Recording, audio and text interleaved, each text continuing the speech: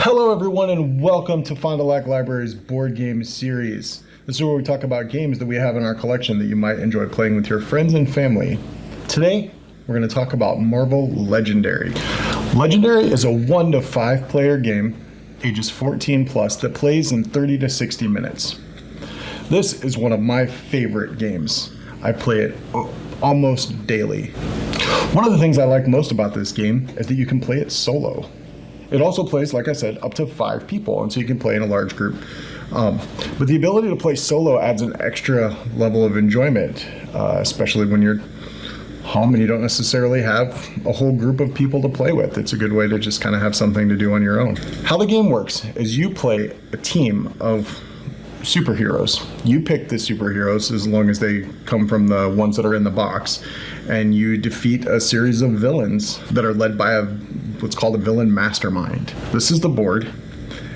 Out here, you will have this pile represents your team. So there are hero cards in here, like Captain America, Spider-Man, Incredible Hulk. In here, you have bad guys represented by Sentinels, the Radiation, the Skrulls, and just whatever. There are multiple villains in the box. But in this particular scenario, they're led by Red Skull. The point of the game is to defeat Red Skull. So what you do, the directions go through this. What you do is you set up by grabbing X number of hero cards and X number of villain cards based on how many people are playing. And then the scenario that you're playing, the scheme, is there are some rules that are dictated on it as well, like how many times you can take damage before you lose and things like that. It basically tells you how to win. What's fun about this game is that inside this box, you can create, it has recommended for your first game heroes and villains to start with, but you can mix and match however you want. If you like certain heroes and not others, you can just play with them. You can try. There are multiple masterminds in this box and multiple scenarios, and you can mix and match them however you want to. So it takes a while to actually play every possible combination in this game.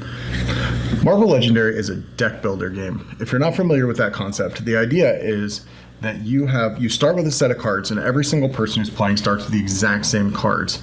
As you're going, you will buy cards on your turn and put them into your deck that will then get shuffled, and when you redraw, you'll draw new cards and hopefully get these cards that you bought, which tend to be better than the ones that you start with. So you're building your deck as you go, and you get stronger and stronger, and the villains get harder and harder to beat just by virtue of how the game works. So if you're not familiar with a deck builder, that's roughly what it is. You have a starting deck and everyone has the same starting deck, and then you add cards to it, so everyone's deck becomes personalized as they go along. In this case, you're adding hero cards. So right now, I start with only 2 different types of cards. There's these shield cards they represent shield agents. So I have a couple of one time, but a couple of another. So on my turn, like, I'll shuffle them up before I go, and I will show you roughly how the game is played.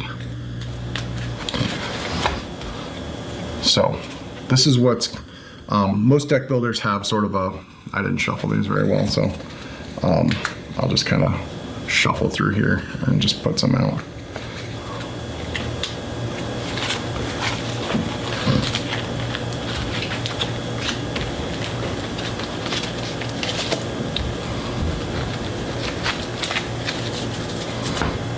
Oops, these go face down.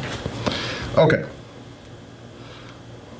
So what you do is you generate attack on your turn, and you generate the ability to buy things. So on your first turn, the very first thing that you do is you flip over a villain card, and it will go here in this first spot. This first spot is the sewers. This is the bank. This is rooftops, streets, the bridge, and escaped. Villains will more or less move this way through the city and then escape. And if a certain amount of villains escape, you lose the game. That's how you lose. They can also jump around based on different abilities in their cards. But more or less, they move this way and you try to attack them. So on my first hand, I draw 5 cards. I'll put them out here so you can see. I have 1, 2, 3, 4 buy, and 1 attack.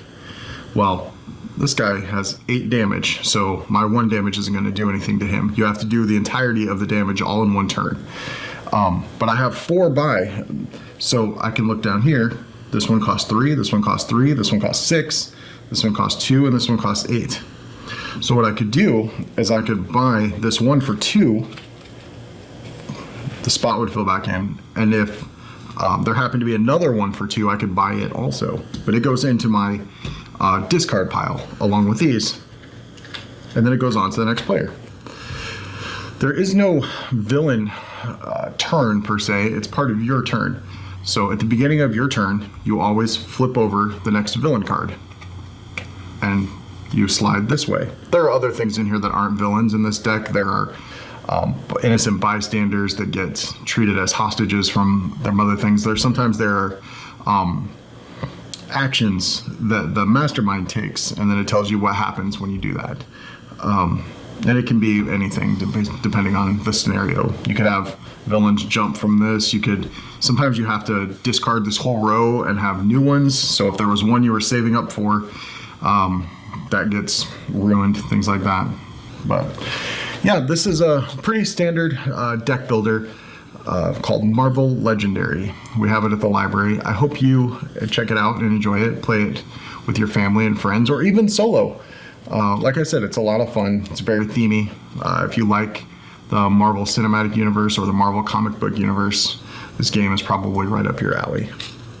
I hope you enjoyed this video, and we will see you next time. Thank you for tuning in.